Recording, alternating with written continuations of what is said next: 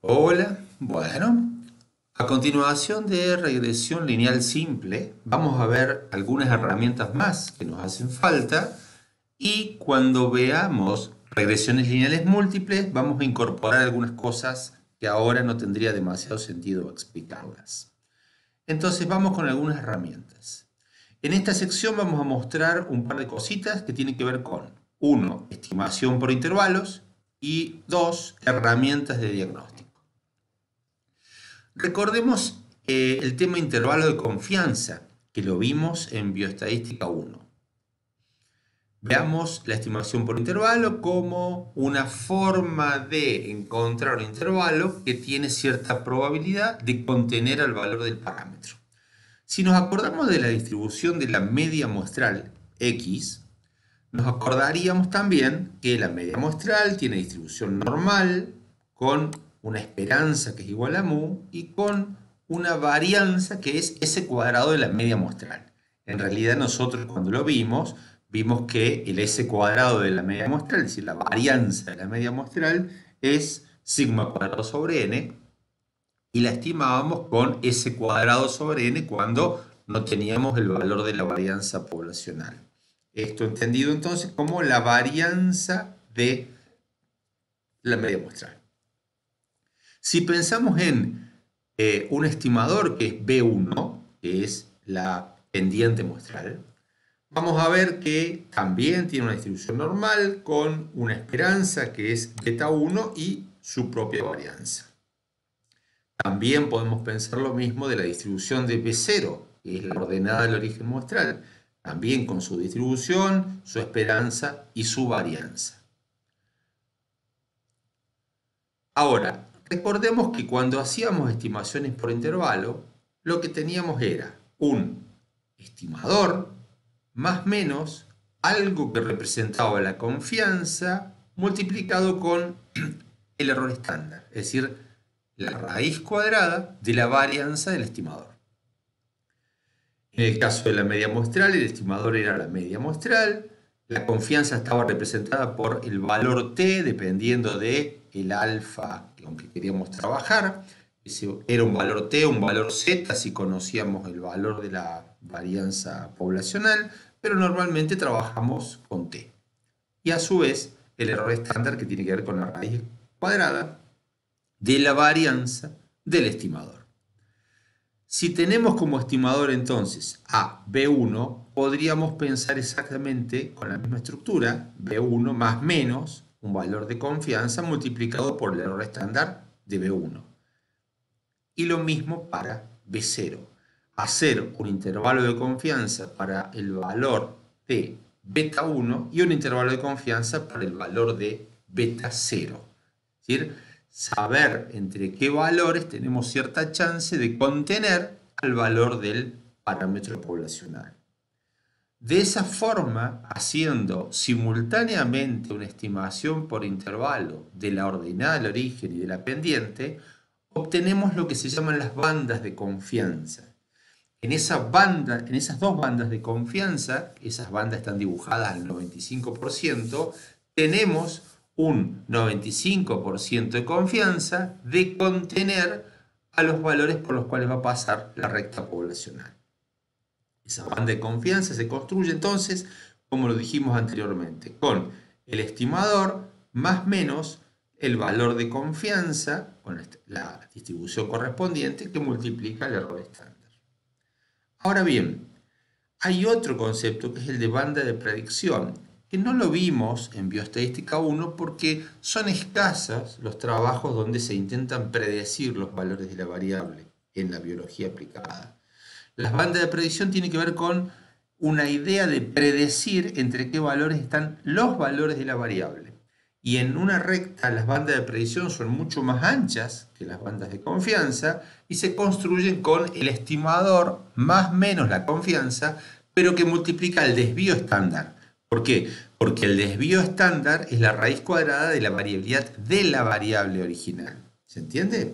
Entonces, esa es la manera de construir bandas de predicción. Hay diferencias entre las bandas de confianza y las bandas de predicción, que básicamente es la misma diferencia que utilizar el error estándar o utilizar el desvío estándar.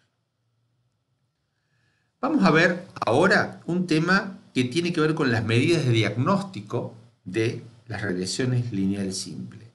Recordemos los supuestos del modelo, recordemos, esto ya lo tenemos bien recordado, que se prueban sobre los residuos y el residuo que era la diferencia entre cada valor de la variable y el valor esperado sobre la recta. Vamos a ver algo que se llama residuo estudiantizado.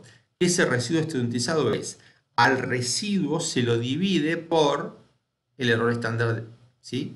Es decir, la raíz cuadrada del S cuadrado del error. De esa manera al residuo se lo estandariza de una forma, se llama estudiantizado porque tiene que ver con este student, pero es un residuo estandarizado de manera tal que el residuo no está expresado en la misma unidad de la variable, sino que está expresado como si fuera una Z o una T.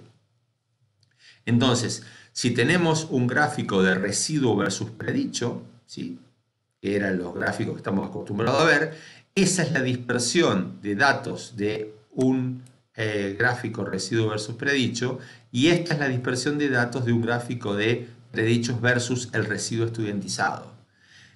Esta es la salida que hace Infostat. Infostat directamente hace unas banditas alrededor del residuo con el cual se fija dónde debiera estar el 95% central de esos residuos estudiantizados, como una medida de diagnóstico de la relación residuo-predicho que tenemos en el modelo elegido. Ahora vamos a ver un término que se llama leverage, que quiere decir apalancamiento, es decir, cómo es el efecto palanca de cada uno de los puntos. Los leverages están definidos matricialmente. Para eso debiéramos repasar las matrices de matemática 2, ¿sí?, para entender de qué modo se obtiene este leverage. Podemos, en vez de trabajar con el tema matricial, podemos intuitivamente pensarlo de esta forma. El efecto leverage es el efecto palanca que tiene cada uno de estos puntos. Si lo pensamos intuitivamente, podemos decir, bueno, ¿qué pasa si yo saco este punto que está acá? Si saco este punto que está acá, ¿qué ocurre con la recta? Bueno, obviamente cambia. Si saco cualquiera de los otros puntos, también la recta va a cambiar, la pendiente va a cambiar, pero el cambio es menor. Entonces el efecto leverage está entendido como la capacidad de cambio que tiene el modelo por cada punto que se saca, y el leverage está puesto en cada punto. Obviamente este punto que está acá arriba, que tiene un valor de 104 en la variable i, va a tener un efecto palanca muy grande, y este punto que está aquí tiene un efecto palanca muy pequeñito. ¿Sí? Bien, si yo hago el gráfico de residuo estudiantizado, me va a dar esta recta.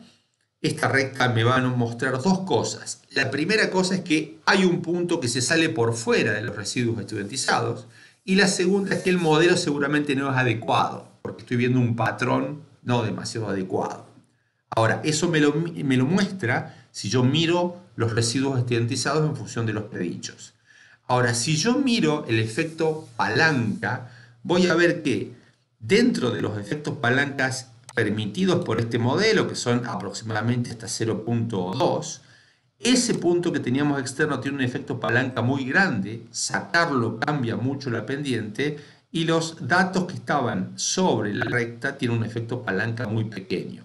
Entonces, de esa forma voy a observar si hay algún dato que está palanqueando la recta, algún dato que está haciendo que con su ausencia la recta cambie mucho, para poder observarlo como un dato anómalo.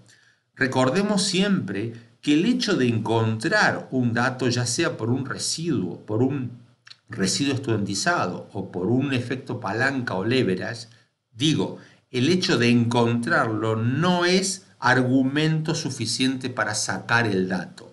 El hecho de encontrarlo es un argumento para poder ir a revisar si ese dato está bien tipeado, si pertenece a la población, si biológicamente es coherente. La biología es la que tiene que decidir si el dato se saca y no la estadística.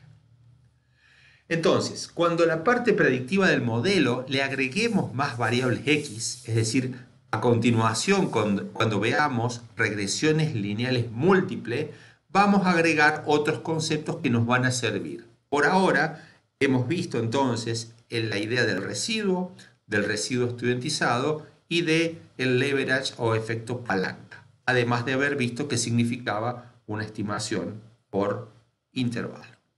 Muchas gracias.